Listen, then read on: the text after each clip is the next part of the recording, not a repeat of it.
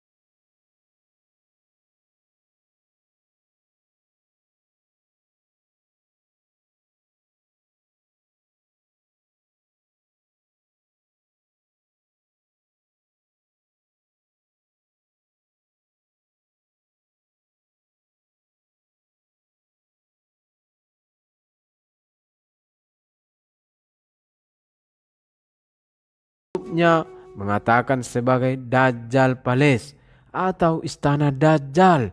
Banyak ulama mengatakan bahwa bangunan tersebut dibangun di atas gunung bergaram yaitu gunung yang mineralnya mengandung unsur garam, sebagaimana yang telah disabdakan oleh Rasulullah Shallallahu Alaihi Wasallam di atas.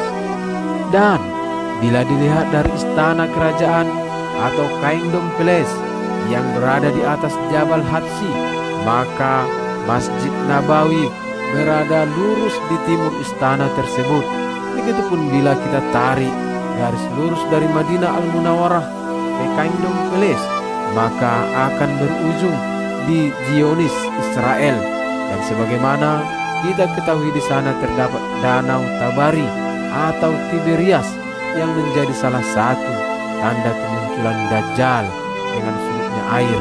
Sekarang airnya sudah surut sepertiganya, padahal sejak dulu permukaan airnya tidak pernah surut. Kita pun telah melihat sekarang ini di mana Masjid Nabawi tampak sangat besar dan megah dan indah bagaikan istana putih. Bahkan dilihat dari luar angkasa pun terlihat putih kemilau seperti yang diceritakan oleh Rasulullah SAW. Padahal pada saat Rasulullah SAW mengucapkan hadis di atas, saat itu Masjid Nabawi masih sangat sederhana, yang hanya terbuat dari lumpur basah berwarna coklat dan juga batu bata dan beratap pelepah daun kurma. Tidak seperti sekarang yang sangat megah seperti istana putih. Dari mana Rasulullah SAW mendapatkan pengetahuan itu? Ini menjadi salah satu tanda bukti kebenaran sabda Rasulullah SAW sebagai utusan Allah Subhanahu wa Ta'ala yang tidak diragukan lagi dan sangat nyata kebenarannya. Di Jabal Habsi terdapat suatu bukit yang puncaknya dibangun suatu gedung yang diberi nama Kingdom Palace.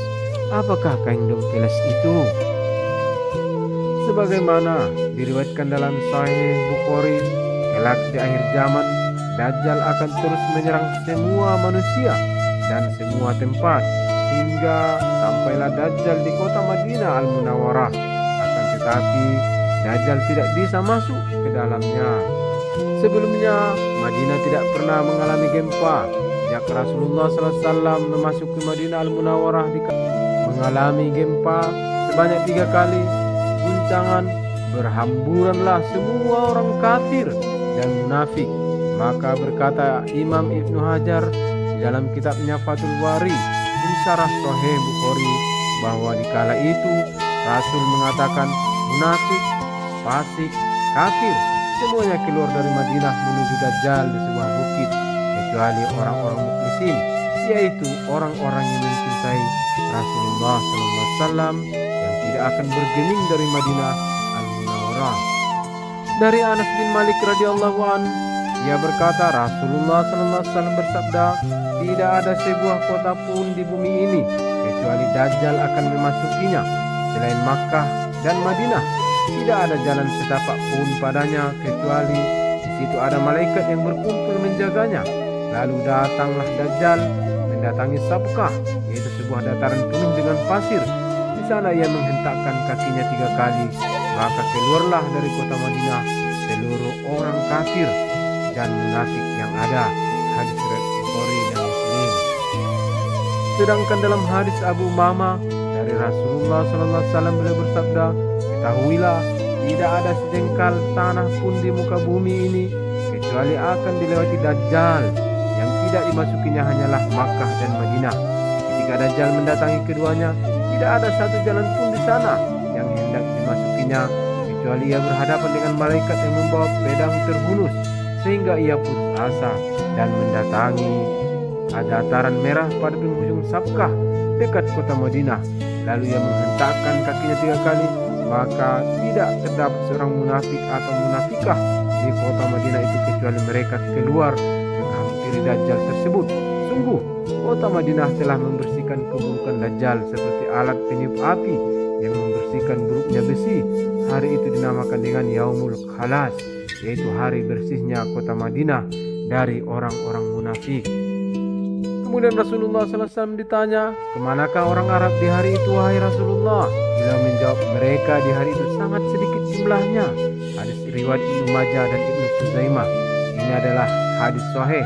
Tahukah Anda bahwa Beberapa kilometer dari Masjid Nabawi ada sebuah bukit yang di atasnya telah dibangun sebuah fasilitas yang jika dilihat dari udara berbentuk mata satu. Tempat inilah disebut Jabal Habsi yang dirancang sedemikian rupa oleh pemerintah Arab Saudi yang akan sengaja untuk menjemput Dajjal. Jalan dari Habsi di bukit berpasir itu telah dibuat menuju Masjid Nabawi seperti yang telah dirancang untuk jalan keluar menuju bukit bagi kaum munafik. Dan di Jabal Habsi sendiri segala fasilitas telah dibangun termasuk landasan helipad. Ada apa ini? Perhatikan hadis berikut ini disebut jelas tentang Jabal Habsi yang dibangun oleh pemerintah Arab Saudi. Akan muncul sekelompok manusia dari arah timur yang membaca Al-Quran namun tidak melewati tenggorokan mereka.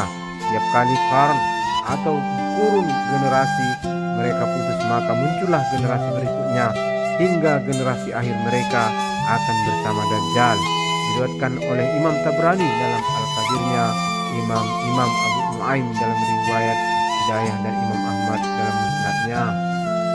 Dalam hadis lain menjelaskan siapa mereka ini. Dari sinilah fitnah akan bermunculan dari arah timur, dan sifat kasar juga kerasnya hati pada orang-orang yang sibuk mengurus unta dan sapi. Kaum Badui yaitu pada kaum Rabiah dan Mudar, hadis riwayat Bukhari.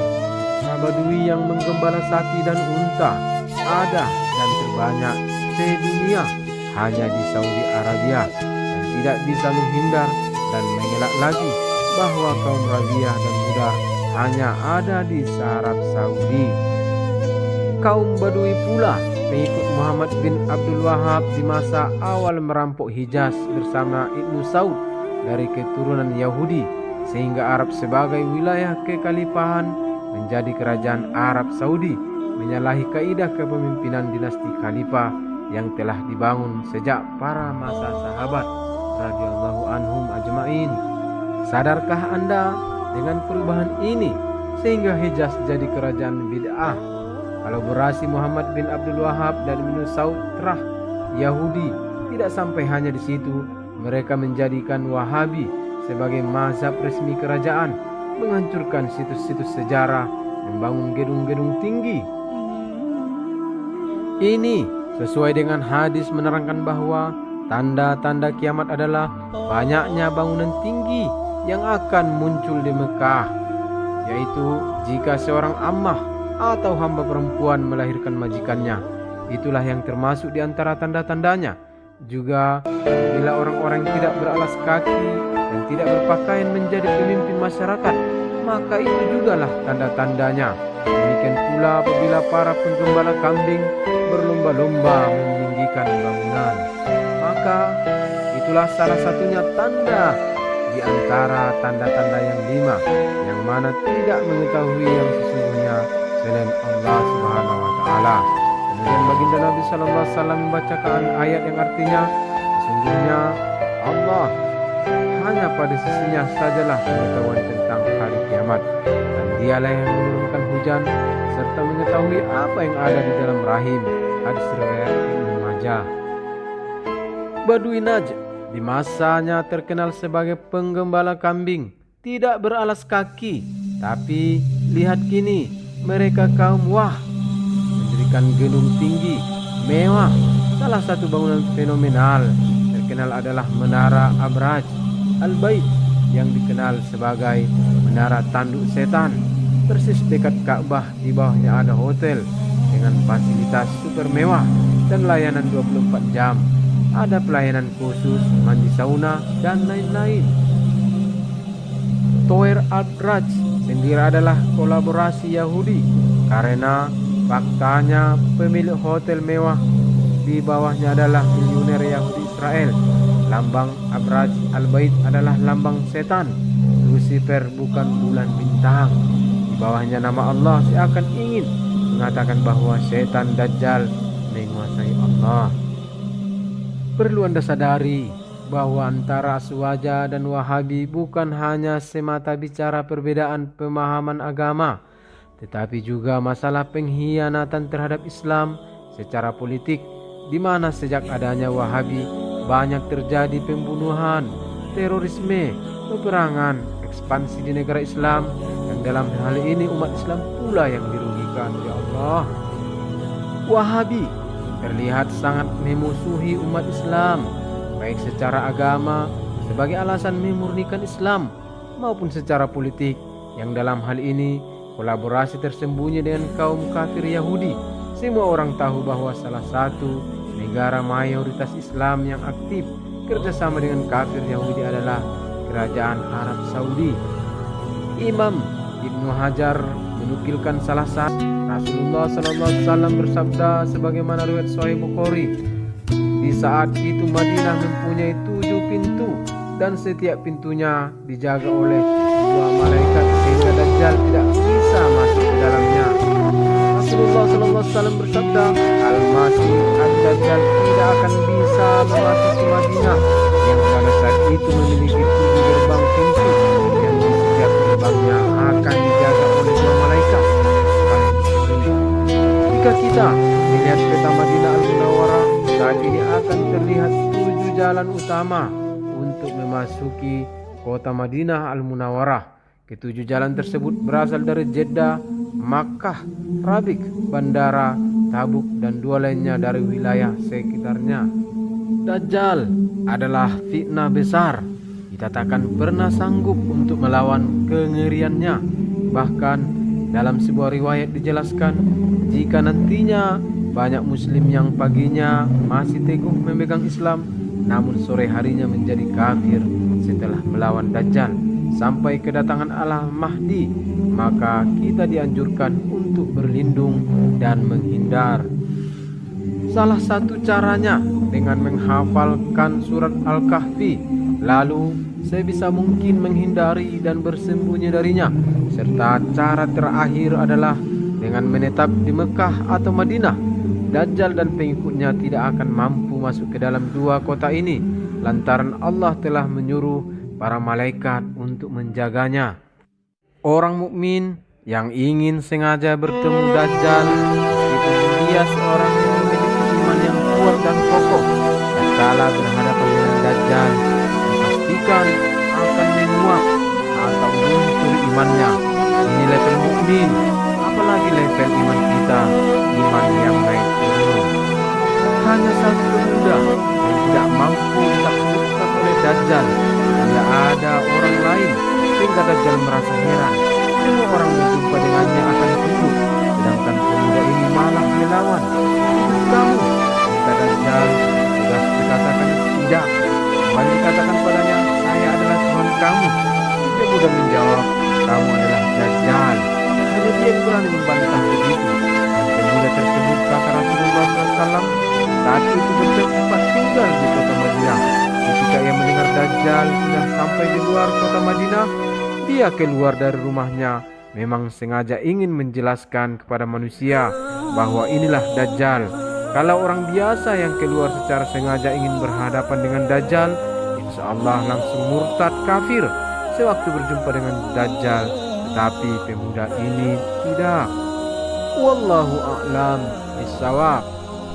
Kita mohon kepada Allah Subhanahu wa taala agar selalu dilindungi dari fitnah akhir zaman, khususnya fitnah Dajjal. Demikian, dan kurang mohon maaf, kesalahan mungkin dari saya, kesilapan mungkin dari saya, atau kebenaran adalah dari Allah Subhanahu wa taala. Mohon maaf lahir dan batin. Wabillahi taufiq wal hidayah. Wassalamualaikum warahmatullahi wabarakatuh. Jangan lupakan sholat, saudara.